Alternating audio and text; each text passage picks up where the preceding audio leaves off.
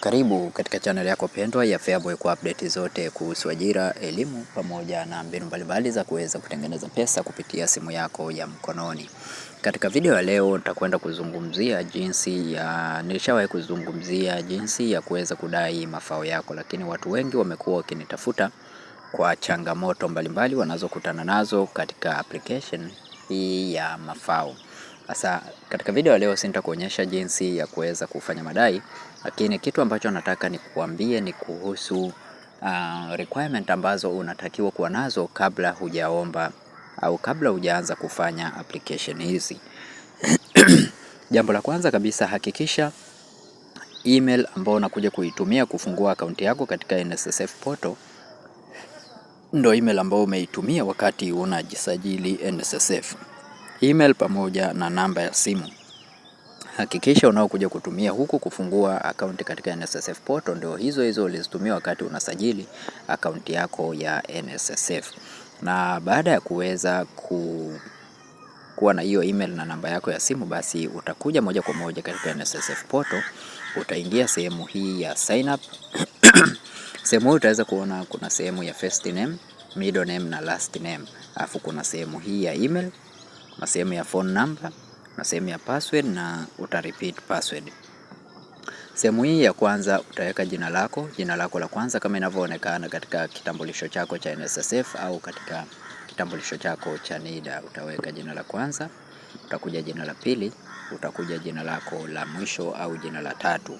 Baada ya hapo utajaza email yako ambayo uliitumia wakati unajisajili NSSF pamoja na namba ya simu. Then utaingiza password zako, utazirudia password. Baada ya hapo utabonyeza neno sign up, I agree to the terms of service. Then utabonyeza hii neno sign up. Hapo utakuwa umekamilisha usajili wako katika NSSF portal. Na baada ya kukamilisha usajili, basi utakuja moja kwa moja katika sehemu hii ya login. Utaweza kulogin katika akaunti yako. Ya NSSF portal kama hivi. Baada ya kulogin, basi moja kwa moja utaenda katika sehemu hii ya member. Kwa sababu wewe umesubscribe katika sehemu ya member, utaingia katika sehemu hii ya member. Sehemu hii ya member sasa, wewe unachotakiwa kufanya kwa madai ya NSSF, basi utakuja moja kwa moja katika sehemu hii ya lodge claim. Utabonyeza katika sehemu hii ya lodge claim. Ukishabonyeza sehemu hii ya lodge claim, basi utaenda moja kwa moja katika sehemu ya lodge claim. Utakuja kama hii nimetolea mfano ya mtu, huu ni mtu ambaye nimemfanyia application, na kama unavyoona claim yake tayari ipo approved, maana yake tayari huyu mtu pesa zake kashalipwa. Sasa nitakwenda kuonyesha vitu ambavyo vinahitajika. Unavyohitaji kuwa navyo ni vipi? Vitu gani vya muhimu ambavyo unatakiwa kuwa navyo kabla ya kuanza kufanya application hii? Kabla ya kuanza kufanya application hii, hakikisha unazo hizi details. Hakikisha unayo certificate of service.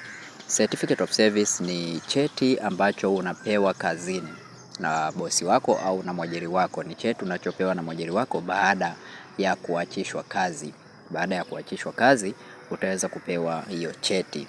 Na kuna kitu kingine ni termination letter. Termination letter ni barua ya kuachishwa kazi. Kwa hiyo lazima uwe na termination letter au barua hiyo ya kuachishwa kazi. Lakini pia bank details. Bank details sasa hivi mfumo huu wa online upo tofauti kidogo na ule mfumo wa zamani wa kuwa na bank statement. Maana kwa mfumo ule wa zamani wa kwenda ofisini ulikuwa unapeleka bank statement. Lakini hii bank details utaipata hapa baada ya kujaza taarifa zako za benki. Kijaza bank name, akaunti yako ya benki, majina yako, basi itakuja taarifa zako za benki, ambapo sasa utatakiwa zile taarifa kwenda kuzithibitisha.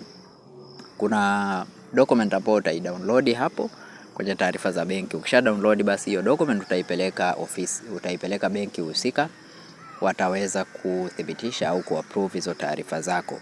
Na baada ya hapo pia utatakiwa kuwa na personal identification card au kadi yako ya taifa ya NIDA. Utatakiwa kuwa na kitambulisho chako cha NIDA na kitambulisho cha NSSF. Kwa hiyo unatakiwa uwe na attachment hizi 5. Attachment hizo 5 ni muhimu kuwa nazo. Lazima uwe na hizo attachment zako 5. Na ukishakamilisha hizo, kama jinsi unavyoona hapa claim lodging tayari, claim verification tayari, member verification tayari, claim processing tayari, claim approval tayari, claim payment tayari. Kwa mtu huyu tayari ameshaweza kulipwa pesa zake. Sasa kama hauna moja ya hizi document, usije ukaanza kufanya application. Hakikisha unayo moja kati ya unazo dokumenti zote. Kama kuna moja inakosekana, hakikisha umeitafuta kwanza hicho kinachokosekana kabla ya kuanza kufanya application hizi. Kama una swali lolote, utanicheki WhatsApp, namba yangu ipo katika description ya video hii, lakini pia unaweza ukajiunga na grupu letu la WhatsApp, link ipo katika description pia ya video hii. Na kama ni mara yako ya kwanza kuiona channel hii, hakikisha una subscribe, una like na comment katika channel hii. Asante na karibu. Jina langu ni Feaboy.